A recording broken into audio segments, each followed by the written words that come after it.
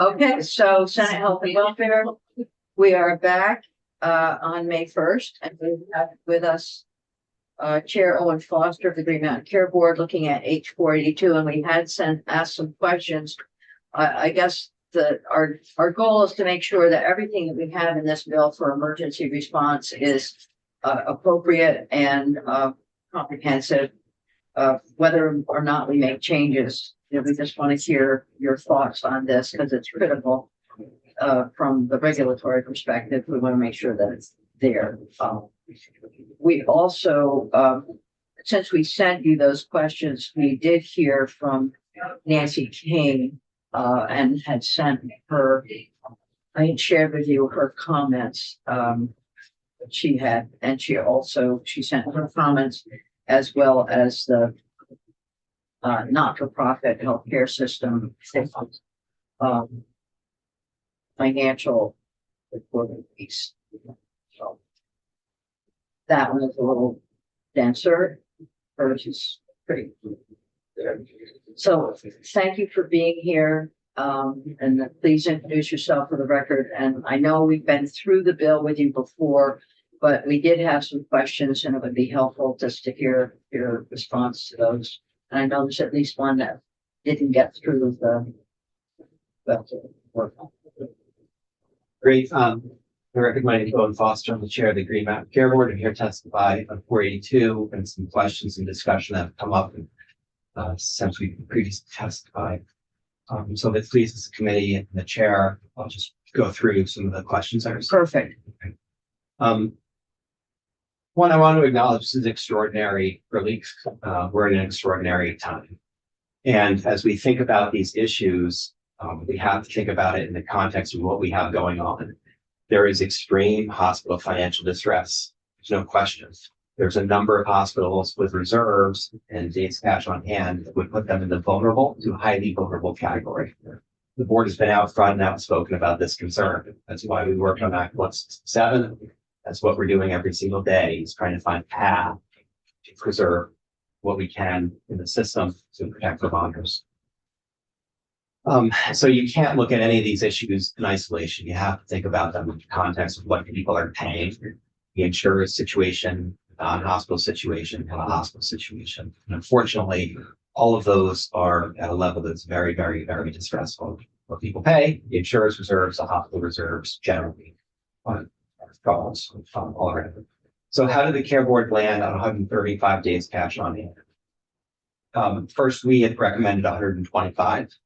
We would like that number to be significantly higher. The reality is it's not available.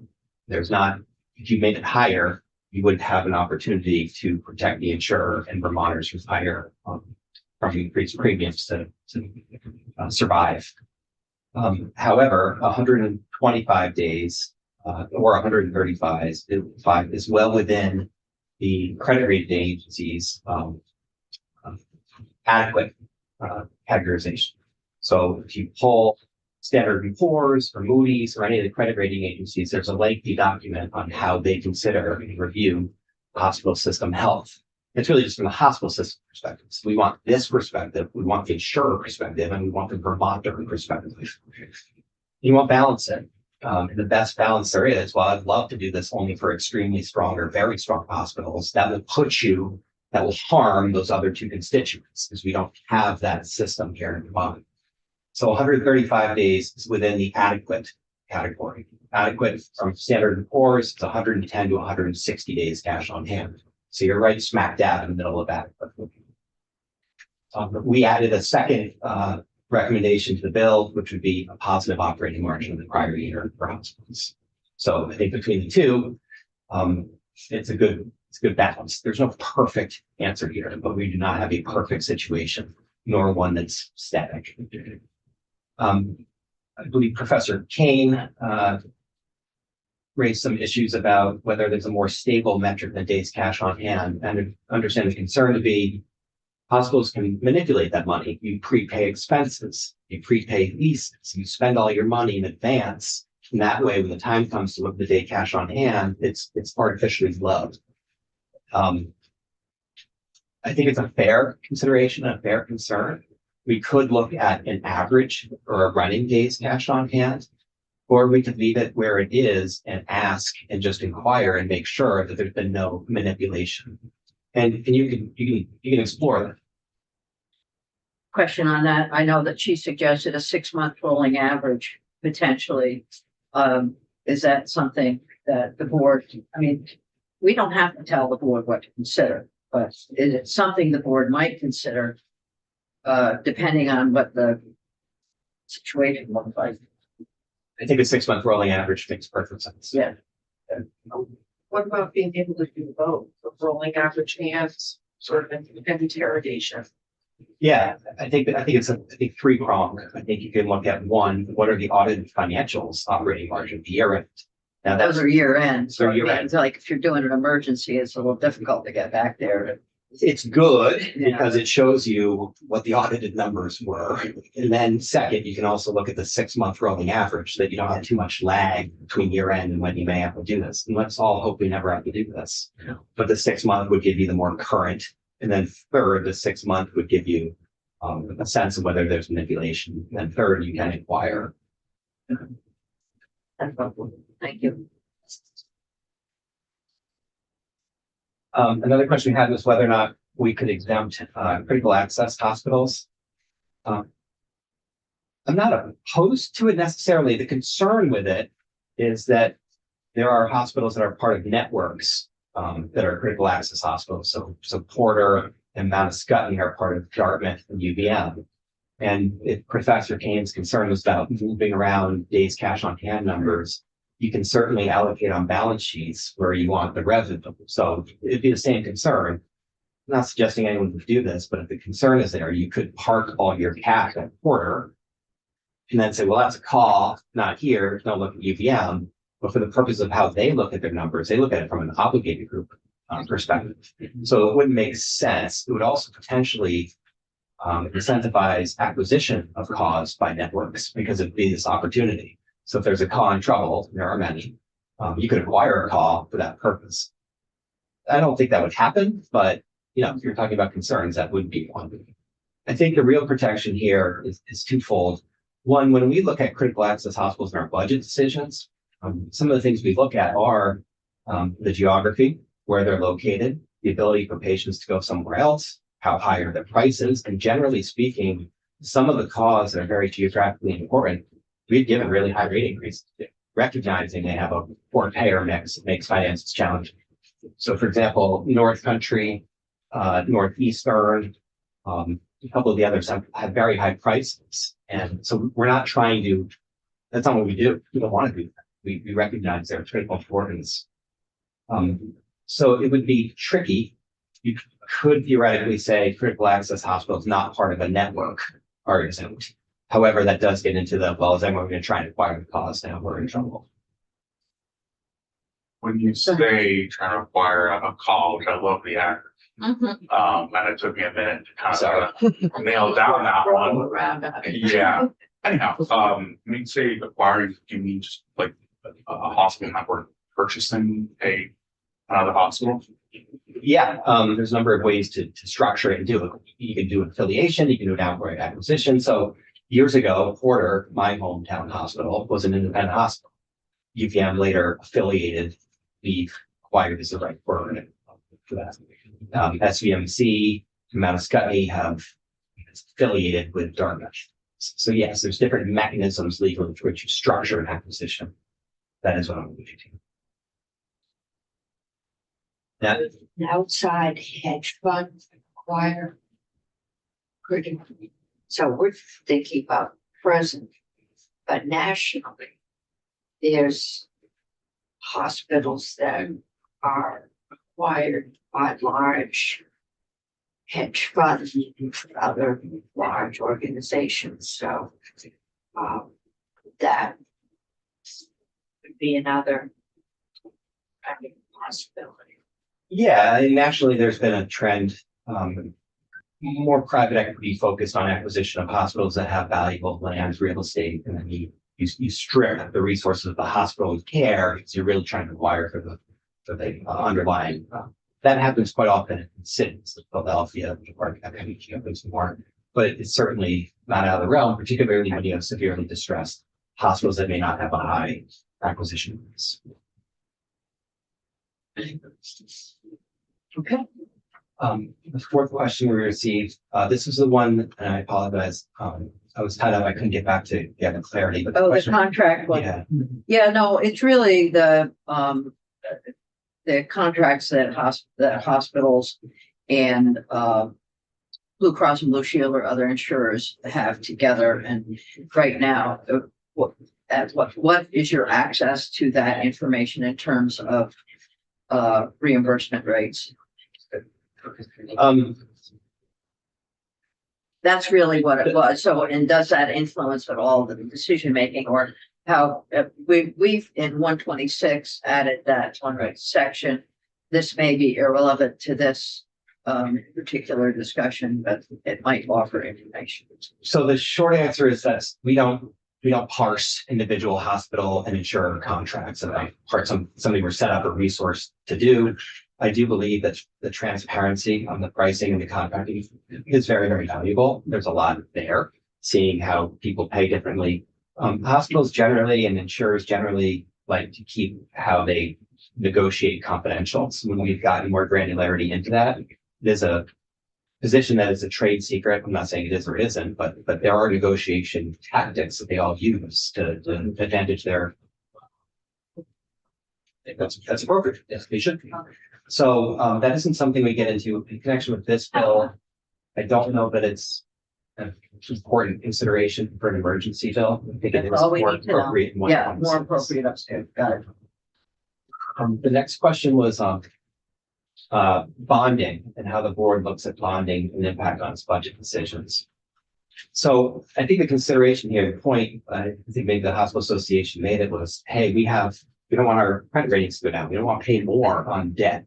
And that's a very salutary objective and goal. The problem is, again, when you consider it in the context of everybody, if you only look at the hospital's bond rating, and you might do it at the cost of the others. So I think if you're going to consider it and add it here, it would be something that the board should consider as to people's ability to afford healthcare, the insurer's bond rating, and the hospital's bond rating.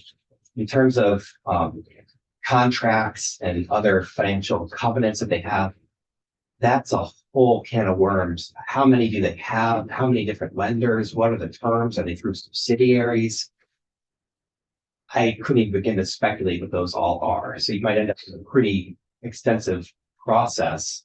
And who knows, if you're talking about concern, somebody could write them in a way, if it were to be, binary, if this affects the covenant, if this affects bond rating, you can't do it.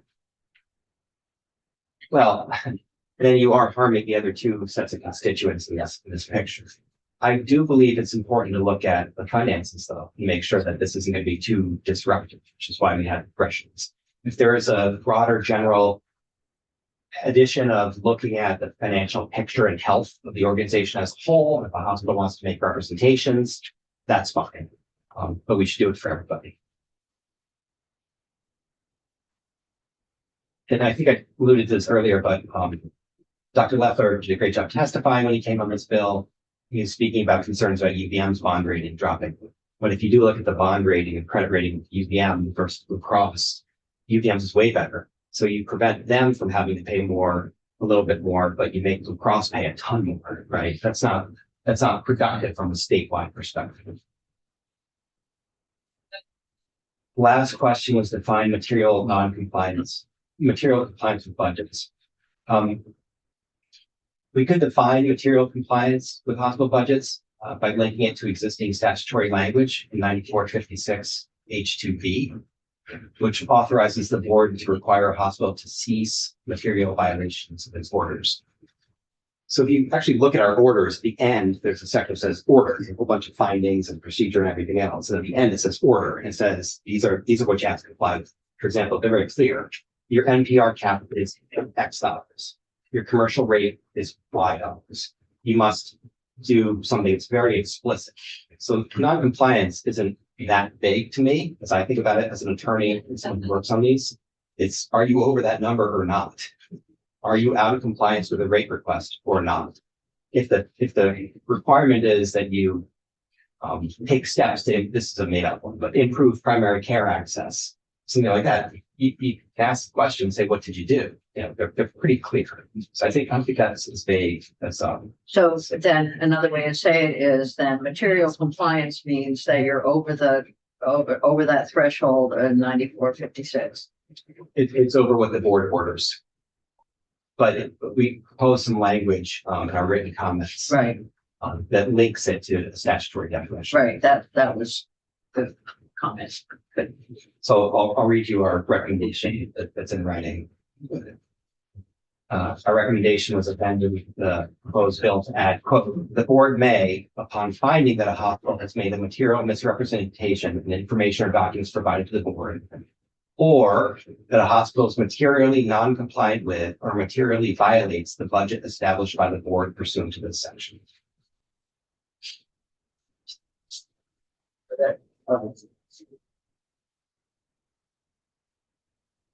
So the linkage that we are making, that we could make, then defines material compliance. So maybe we just say material non. Yeah, I think he's waiting on it the same. Okay, well, we'll sort that out. I know that Boz will probably have something to say about this. And, but we're just trying to gather information today. We need to move on to another bill, but but we do have a question over here. I was just saying you may have missed, well, it's just Oh, I saw. raise, okay.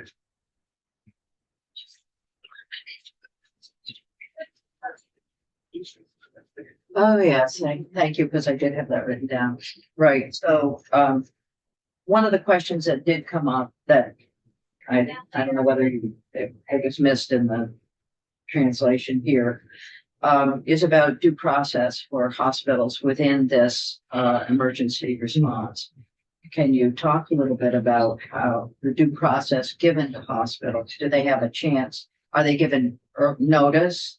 And then do they have a chance to sort of appeal that notice, or at least work for you to understand where they are with the process? I don't have the current draft of the bill in front of me. I apologize. It's running between committees. I'd have to look at the current draft. I believe there was a proposal from our council to protect due process rights. But I don't have the bill in front of me. We don't have anything yet. I don't think we Right. put anything in the I mean, bill. the actual bill, you just want the bill? Oh, I thought we proposed something. That's not Sure. May have been, I don't know if we've gotten it writing. We'll check that. We'll go through and check that. But in terms of due process, the board would accept some language that ensures due process for hospitals undergoing emergency. The board shall give a hospital opportunity to request relief from the order of bankruptcy. That, That it? I think that was it. I need to double that's in check. your. That was in the response to files. So, yeah. Okay, you got it. So, right, I mean, there are different levels of due process depending on what's happening in the context I think are appropriate. We are talking about emergency relief here. We're talking about a release that we don't want to do, including the whatever language observer section that we were talking about a minute ago. These are extraordinary things. We don't necessarily want these, but they need to be responsive to the exigency of the circumstance and ensure they can't fake claims. This isn't to harm hospitals. In fact, actually a way to protect hospitals. The insurer doesn't pay claims. The whole system's in a lot of trouble. So I guess the question is, so if we look at the process that just took place with UVM, that took a while. The UVM enforcement process started on May 30th when we sent the letter. They responded on July 2nd. We conducted a hearing on August 28th. And then we had an order, decision by September 15th and an order by October 1. So several months. Several months. Okay. Okay, well, so we'll talk about our perspective on due process. Right, I think, can I clarify what I think the Please. question is you had asked me, Jen Carvey, legislative counsel, is does there need to be language in the bill that specifies some sort of notice and opportunity to be heard, or is that is the board's sort of implementation and execution of the rate reduction where we look for due process? I think notice is appropriate. I mean, of course, we should definitely send a notice and give the same. not as extensive. I mean, look, the enforcement process took several months and a huge amount of documentation. So you wouldn't want that for an emergency situation, but yes, I think sending notice is appropriate. I think we can add something to bill on that. An opportunity to be heard is appropriate. So putting something like that in your, Yeah, I think that's fine. Good, because that's what we've been talking about. As long as it doesn't go on process. I don't think it will, it might actually help, it might give notice to the hospitals to collect the information, because Yeah, about a 6-month process or a 3-month process, but some amount of notice and hearings is fine. And insurance companies don't go suddenly into high risk. They're closely monitored by DFR. So there's notice coming that we've known for some time that Blue Cross Blue Shield needed extra reserve money, and there's been the balance between the public ability to pay and Blue Cross, and at some point that scale gets off, but it's not like anyone was surprised when this came about. I think that's fair. There's a general awareness and notice every year when we get a rate. I mean, when you get a 20% rate request, it should be a notice to the world that there's an issue. I'm sorry. I think it's a totally correct point that Senator Cummings makes. Professor Kane had a recommendation for the statute as well about a withhold on what Blue Cross pays. the reserve, The reserve. yeah, increasing the reserve, right? So Blue Cross, I think in her proposal would be that they pay 90% of premium, and at the end of the year, if it's above, if Blue Cross is having is paying above what they put in their premiums, then they would keep the 10%. And if they're not, they would then pay out the 10%. I don't think it's a bad recommendation at all. I think it's actually quite smart and wise. I think you could do either way. The issue with a withhold is very similar in that you're going to have a situation where hospitals are going to be getting paid less as you go.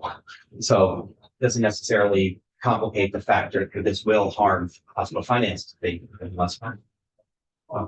But I really do think that tying payment and the delivery side together in a way helps you with that system-wide balance. Yes, it does. So that one isn't pushing too much on the other, and Senator Cummings' point, that scale stays in balance. Well, I'm not sure that we could put specific language in to the bill, but it is something that DFR and Green Mountain Care Board might consider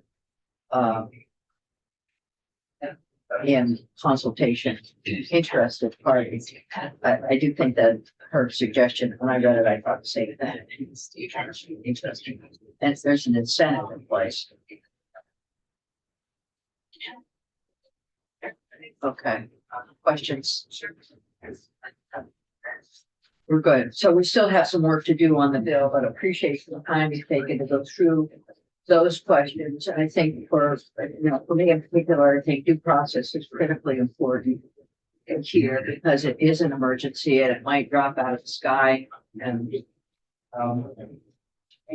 well, it might. Certainly the insolvency of an insurance company doesn't drop out of the sky. It's a slow hill down, but for the hospital, it might be an awakening. Okay, thank you. Unless there's other questions, we're going to. Okay, thank you. And we're going to move on to H401. Which council. Thank you. Thank you.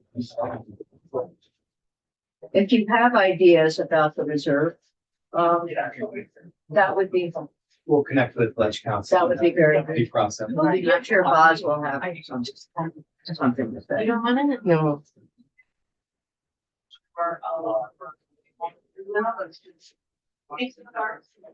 And you'll want to respond to whatever. Yeah. Right. Please, yes.